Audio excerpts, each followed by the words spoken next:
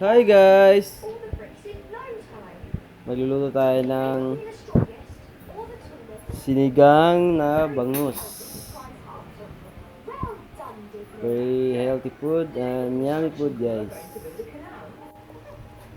Ayan na, magpapakulo tayo ng tubig. Ilagay ang kamatis at sibuyas. At ilagay na natin yung gulay. Okra, talong.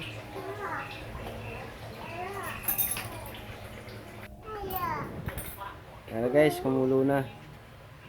Ilagay na natin yung pritong bangus. Mabilis lang to guys. Kasi mas masarap kasi pag pritong bangus. Ayan, lalagyan na natin ng sinigang sa sampalok na siyempre original. Asin. Ayan, lagyan natin ng patis. Simpleng ulam sa bahay. Yes, paminta.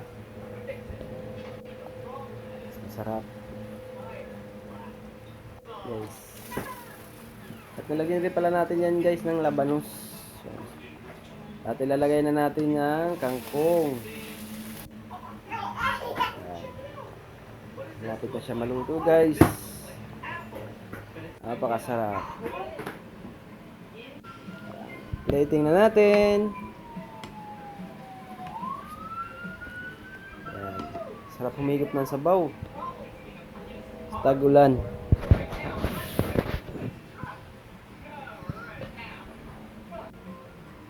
Lalo na pag maraming gulay guys.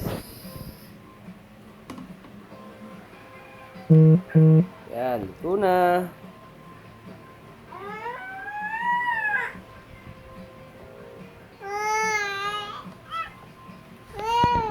Guys, napakasarap.